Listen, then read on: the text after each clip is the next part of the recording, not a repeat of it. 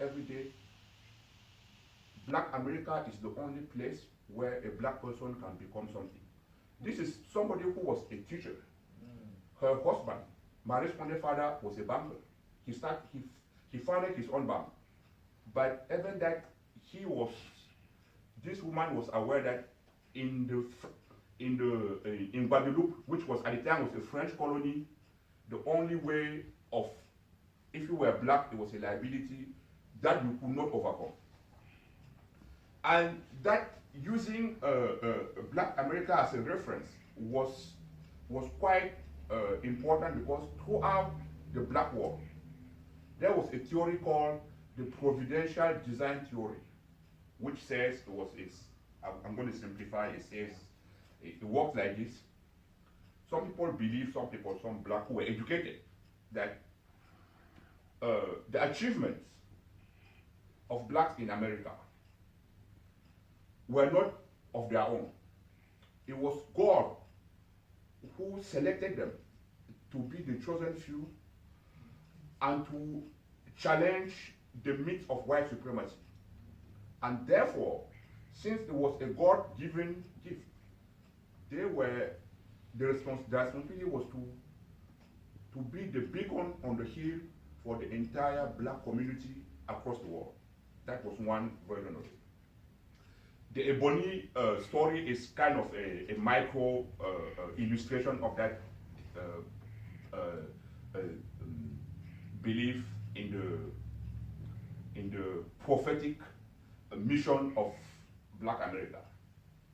But that mission will also be realized differently. I say that some people do not want to talk about slavery, the slave trade, the humiliations suffered by blacks during the plantation. And there's a very good writer, Lauren Hansberry, talked about this.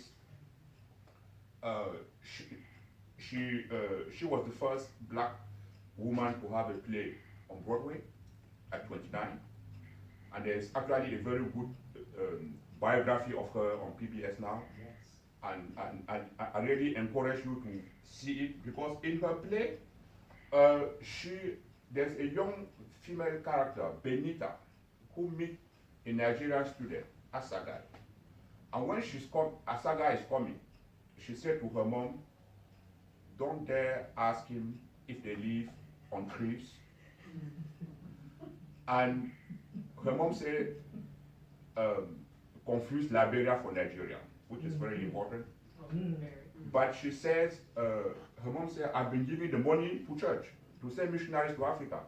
And she said, Africa needs more saving to be saved from colonialism, which is a consciousness that was articulated in many associations throughout the United States, throughout the Caribbean, throughout the Garvey movement, this consciousness of getting rid of domination. I'll get to that in a moment. But in the United States, to rush in the 20s, 30s, we have the cultural Renaissance movement, generally known as the Harlem Renaissance. And that movement was basically a rediscovery of Africa, an attempt to revalorize Africa. Why am I mentioning the Harlem Renaissance when talking about the Caribbean? It's important because in the 40s and 50s, most of the Harlem Renaissance writers and performers are going to migrate to Paris. People like Richard Wright, people like James Baldwin, people like Countee Cullen, people like Alan Law, and performers like Brito, Josephine Baker before them went to Paris and created a hub of black culture in Paris. And that culture in Paris, you have young intellectuals coming from Africa and the Caribbean who were told, who were schooled, who almost believed that being black was a liability, being black was being a people without a culture. When they wanted to go to Paris, there were two young women, the Nadal sisters, who were translating the New English. So they translated many of the works of black writers from the United States into French. And these young students coming from Africa, from the Caribbean, discovered that you could actually be, as James Brown said, you could actually be black and be proud. There was something to be proud of. And that's how the Francophone movement, known as Negritude, started. It was heavily influenced by the Harlem Renaissance. And Richard Wright, just to take this example, the first Congress of Black Writers took place in Paris in 1959. And Richard Wright, given his status, given his links with French intellectuals, and even the French government, was instrumental in helping these Francophone writers get the funding from the French government to have this meeting at the Sorbonne, which is the premier French university. Maurice Condé eventually came to Paris in the 50s. And Maurice Condé is a student of these writers.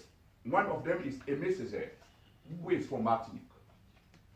And Maurice Condé, the first time she read a book by a black writer, it was a book called Black Chaque Allée by Joseph Zobel. She was in Paris in high school, and her teacher, who was a communist, this is important because back then the communists were really the ally of colonizers.